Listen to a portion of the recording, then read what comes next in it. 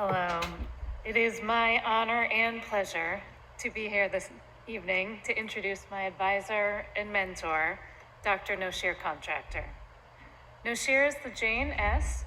and William J. White Professor of Behavioral Sciences in the McCormick School of Engineering and Applied Sciences, the School of Communication, and the Kellogg School of Management at Northwestern University.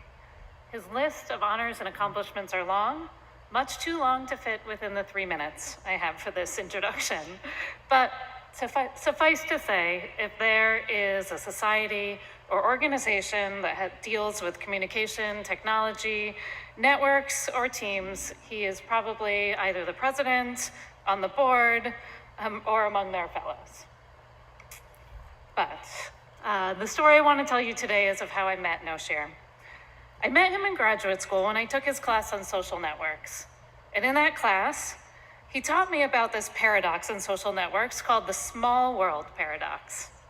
And it goes something like this. I think it's pretty intuitive, that most of us like to form relationships in these tight-knit social circles.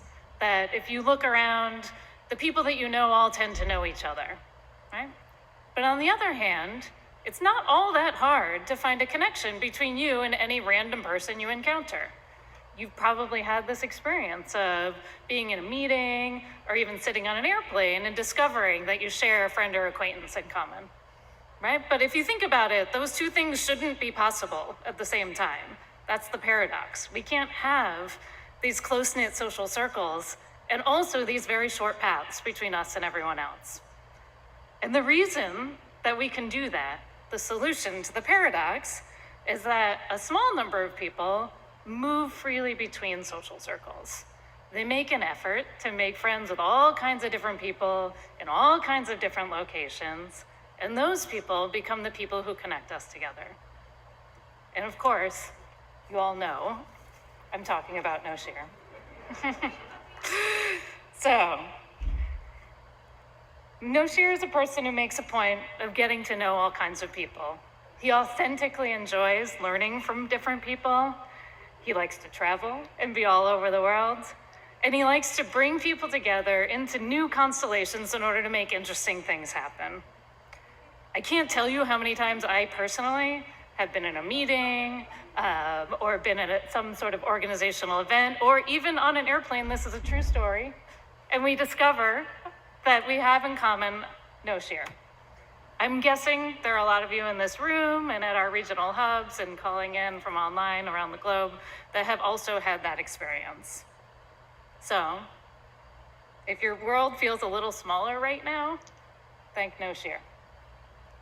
If it feels a little bit like you're a little more connected to ICA than you were before, that's because of him. And if you felt recognized, included, appreciated, and valued this year, he did that. We have him to thank. So Noshir, thank you for connecting us, making our world feel a little bit smaller. We're so lucky to have you, and we're forever grateful for your service as ICA president.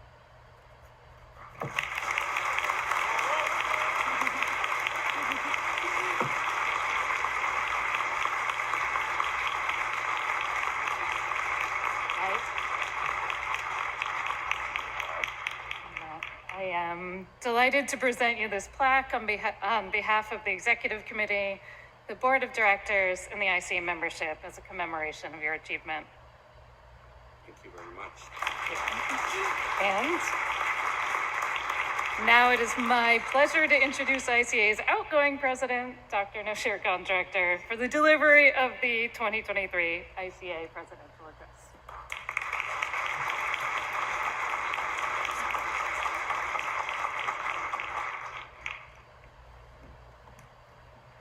Wow.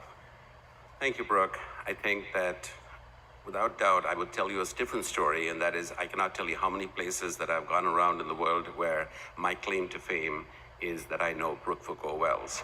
So there must something passed along and has been amplified in her career way more than mine.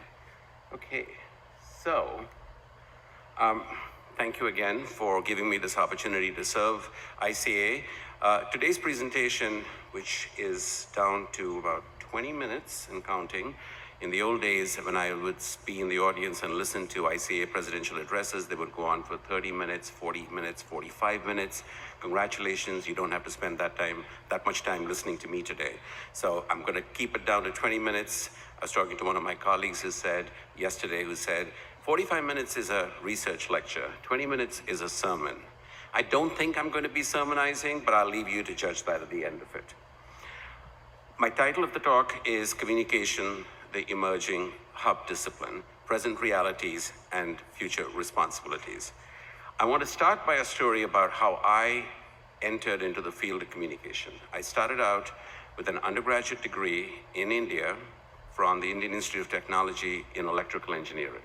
And the reason I did that is because my parents asked me when I was young what I wanted to do, and I said I really wanted to solve the world's problems. And so automatically they said, well, what you need to do is you need to go get a degree in engineering. There was no computer science then. And then, of course, when I was there and I realized I wanted to go to grad school, and I asked my parents and I asked myself and others, what is it that I want to do now?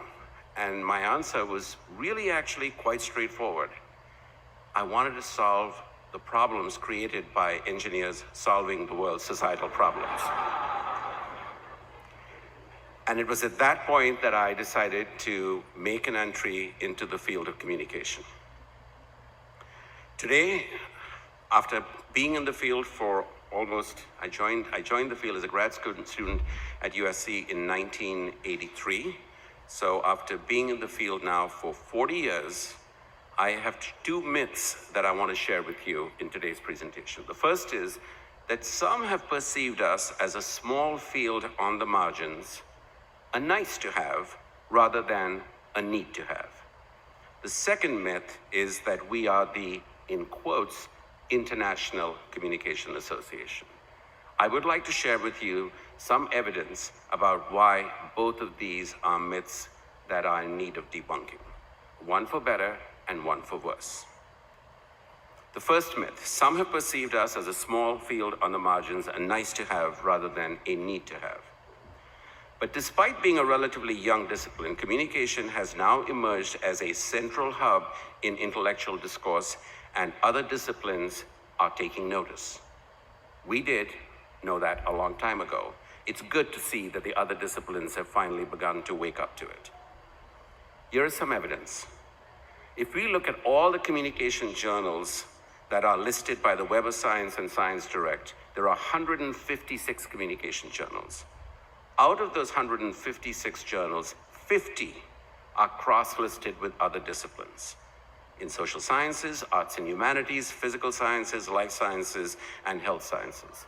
A big caveat, the analysis that I'm going to present today does not include citations of books in the field of communication and citations made by communication books. This is just an artifact of the way we collect digital trace data on bibliometrics at this point. So what is the intellectual neighborhood for the field of communication? If one defines that neighborhood by the cross-listing of communication journals with other disciplines, this is what it looks like. As you can see, communication now is very central, where a very large number of our journals are cross-listed with a whole set of disciplines across physical sciences, health sciences, social sciences, and yes, arts and humanities. If you look at this, just by way of example, think of a journal like Public Culture. Public Culture, it links us with fields such as the arts and humanities and fields such as computer science. If you look at pragmatics and communication, you again see the commonalities between journals that are publishing materials by scholars in communication alongside other disciplines, as for example. Just a sense of how central comm has become now and being recognized by all of these other disciplines. Now we can ask ourselves a question, how has that intellectual neighborhood changed over time? So this is what that looked like between 1950 and 1984. So the first 35 years that we had data for, we see that we were having journals mostly cross-listed with social sciences and a bit with art and humanities, very, very light on health sciences, life sciences, and physical sciences. If you look at the size of the communication node It's a small little circle there that tells us the total number of communication journals that we had at the time. Fast forward, this is what it looks like in the last 35 years between 1985 and 2019, for which we had data. There has been a massive increase in the number of journals in communication, social sciences, and many other areas. That's not surprising, but look at the level of overlap that you see between journals that are publishing material in communication, social sciences. There's been an increase in arts and humanities. There has been an increase in physical sciences, health sciences, not so much in life sciences, I must say. But this is an indication of some of the ways in which our field is becoming more and more of that hub. More evidence. Who are we citing as communication scholars? So if you look at the journals and we see that between 2005 and 2019, our main area from where we are citing continues to be the social sciences. But yes, we are citing more from health sciences, from physical sciences, from arts and humanities, and to a lesser extent from life sciences. This is who we are citing. If you turn the table and say, who is citing us? There again, you see this dramatic increase where people in other disciplines are taking notice of what we are doing and are citing us in increasing numbers. Yes, not only in the social sciences, but also in the physical sciences, health sciences, and so on. Another indication about how much other disciplines are taking note of the contributions that we are making and looking to us as being intellectual leaders and at least as intellectual partners in many of these endeavors. So our field fact number one, our publications appear in journal cross-listed with many other disciplines. They increasingly cite and are cited by publications from all of these other disciplines. The reality is that we have emerged as a hub field. And the implication is that as a hub, we in communication have a greater responsibility to serve as a leader in this particular role. What does it mean to be a hub? Well, if you look at the definition, one way of thinking of a hub is the center of something. And communication is increasingly playing that central role in all circles, whether it is in places like the National Academy of Sciences, whether it is in our journals, whether it is in other public media discourse. We are seen as someone that is at the center of something. We also attract a lot of attention. For better or for worse, the recent pandemic, the recent infodemic has certainly put communication at the center of attention and as something that attracts a lot of attention. And then finally, and importantly, I think, we have become the enabler of connections, a third definition of what we mean by a hub, which means we broker connections between disciplines that were not seeing things together. And if today's world, we have to address the grand societal challenges, no single discipline by itself is going to be able to do that. If we want to address the large intellectual challenges, no single discipline is going to be able to do that. But communication has taken on that role very successfully of being the enabler of these connections. Now to the second myth. We are the International Communication Association. Here is some evidence. Scholars who are members of ICA are largely from the United States and the West. Scholars publishing in communication journals are largely from the United States and the West. And collaborations worldwide are also centered largely in the United States and the West. Allow me to elaborate. How global is our association? This was a paper that was presented by a large number of us at the 2022 Paris conference. And if you look at the percentage, so the leads on this, I would say, are Jasmine Wu, who's a PhD student at Northwestern in communication, about to head next month to be a postdoc at the Wharton School of Management. But Jasmine, along with Robbie Rattan, who may be here, Colin Ager, and several others of us who were cheerleading on the sidelines, published this article. And you look at it and you see there are only 3 divisions in ICA that have more than half of its members from outside the United States of America. Those 3 divisions, and then there are 2 that are the least central, the most US-centric in that sense. So amongst the member globalization, this is what ICA looks like in terms of membership. This is data from 2020, and you begin to see how much of the world remains uncharted territory for the International Communication Association. If you look at the division where we do the best, it's the Journalism Studies division. It should say Journalism Studies, not journalism.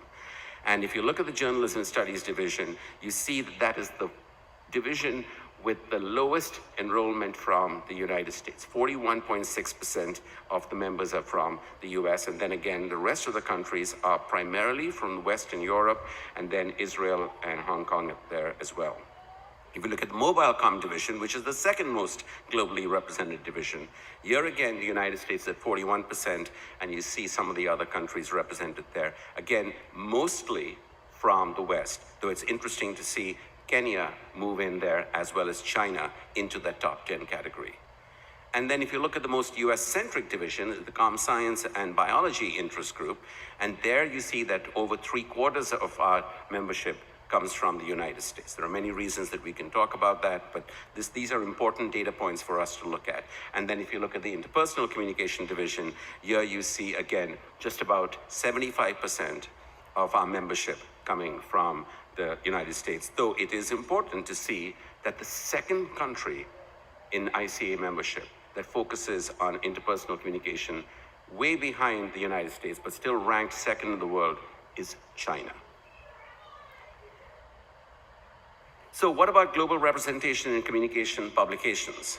If you look at communication publication authors and by where they are currently located, the organizations are located, once again you find that amongst the top 20 back in 2015, the first was the United States, the second was Great Britain, Spain, Australia, and if you look again at this list and you look at the global map, once again you see the dominance of the United States and the West in terms of where communication scholars are based when they publish in communication journals. If you look at it again in 2019, things are a little different. A certain small country by the name of China has now moved up to number 3 in this ranking. But again, by and large, it's still heavily dominated by the United States, Europe, and Great Britain, and other countries in that area. This is the transition between the two. You see that the United States continues to dominate, Great Britain continues to dominate, Spain fell down a little bit, and then countries like China have gone up a little bit in this map. So what about global collaborations? This is just where people are. But if you want to think about networks across countries, collaborations of scholars across country, the story doesn't get a whole lot better. There's one country that's the hub in global collaborations. Most countries, you see the United States is the country that has collaborators with other parts of the world. And not surprisingly, 9 out of the 10 top partnerships and collaborations are between the United States and some other country. In the year 2015, it was the US and South Korea, followed by Great Britain, Canada. The next country that comes in with 5 collaboration partners in the top 20 is the UK. 2019, things changed just a little. US is still the top collaborative partner, now accounting for 7 out of the top 10.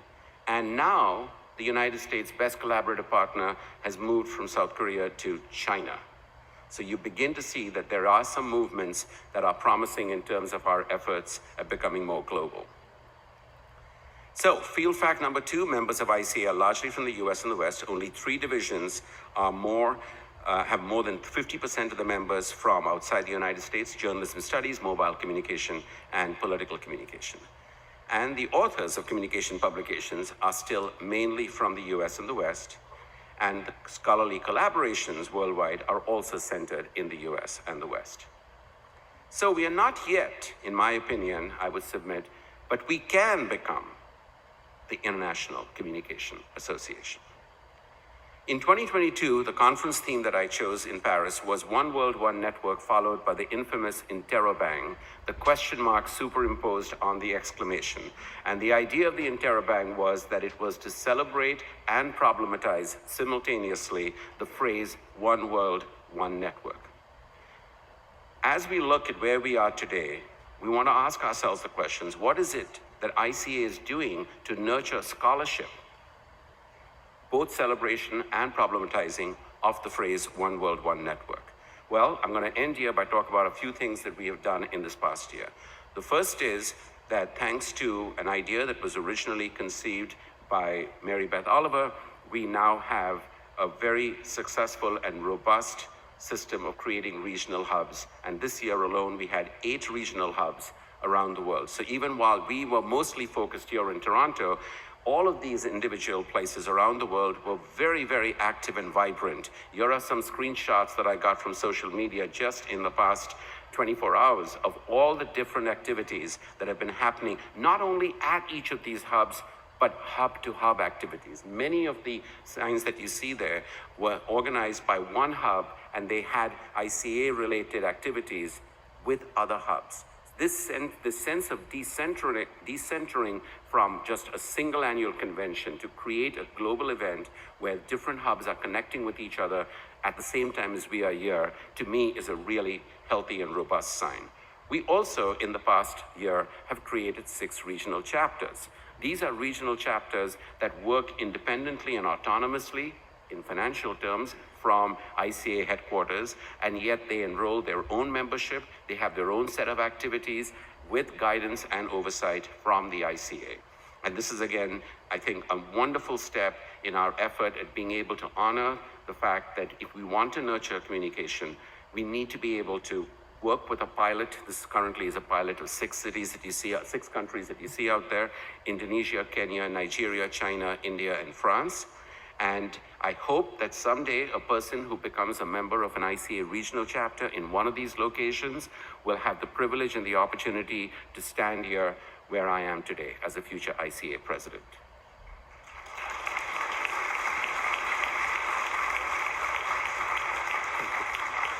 Here are some examples of, in the month of, starting at the end of March, up until the 5th of May, I was crisscrossing the globe, just as Brooke mentioned, and I was there at each of these events that we were able to kick off. 4 of them that we were able to kick off, and here are some photographs from each of these events. It was really, really gratifying to see the excitement around the world for the inauguration of these chapters. And then the last part I want to talk about in terms of the One Worldwide Network is that I'm very pleased to announce today, for the first time, that the ICA Executive Committee has approved the creation of a new Global South and Regional Scholarship Development Fund by ICA.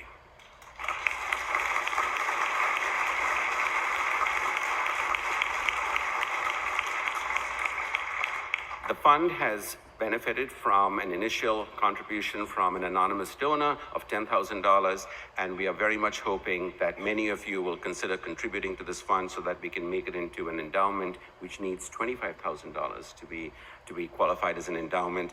And the main goals of this is to help support and cultivate communication and media scholarship across the Global South and underrepresented regions. And for this, I do want to give a shout out to Shiv Ganesh, who is the chair of the ICA Membership and Internationalization Committee.